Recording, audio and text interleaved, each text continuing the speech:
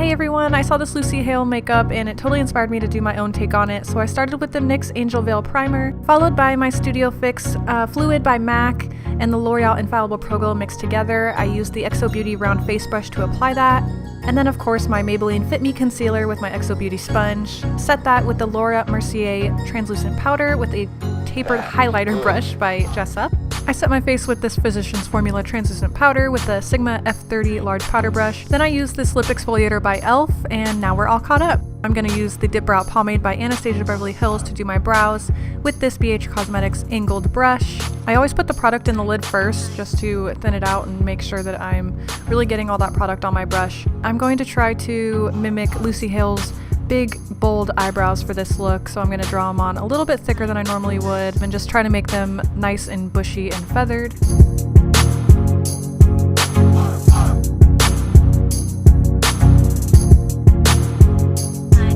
And just like normal, I'm going to set my brows with the Brow Stylist Plumper by Loreal.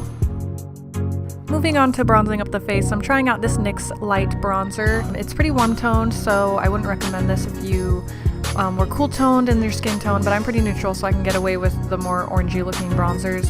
But anyways, I'm just going to put that basically where I would contour in the hollows of my cheeks, as well as my forehead to balance everything out. Then I'm going to go in with this blush by Bare Minerals. It's called Dusk. I only put a tiny bit of it on because it's very, very pigmented. Moving on to the eyes, I'm trying out some of the NYX eyeshadows that I got in the advent calendar. So this one's called Teddy. It's just a matte pink color. I'm using that as my transition shade in my crease. Now on the upper half of my eyelid, I'm taking this shade called Ruffle Trim. It's like a dark pink shimmery color. I am putting a little bit in my crease. Then I'm taking this shade Corset. It's just a really pretty light shimmery color. I'm putting that all over my lid.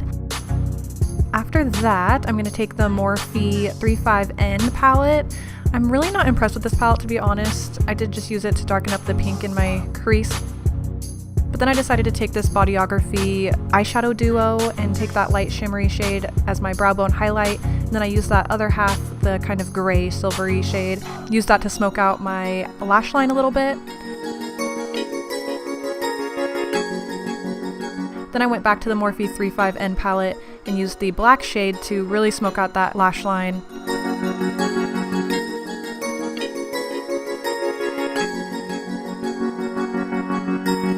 Followed by the gray shade on the right to blend that out and just help create that smoky look.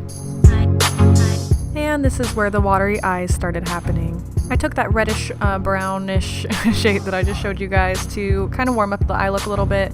Then back in with the black again along the lash line to kind of mimic the look of eyeliner that I didn't want to do.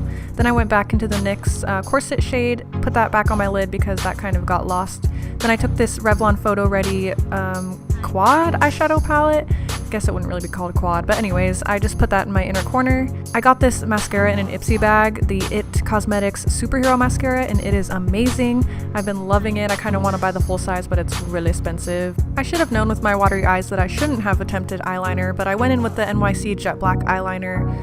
It looks pretty well lasted, but yeah, then went and continued with the black shade from that Revlon quad that's not a quad, and really just deepened everything, made it look super smoky. However, my watery eyes were not taking it very well, especially after adding these lashes. These are the Ardell natural lashes. I'd like to try out some more intense lashes, but I do love these for just everyday wear. Ooh, I think this is the Rimmel lip liner in natural. I will have to put that in the description below because I don't remember what that is called. But I got to my lip liner, my eye kept watering. I applied the Baby Doll Lingerie lipstick by NYX.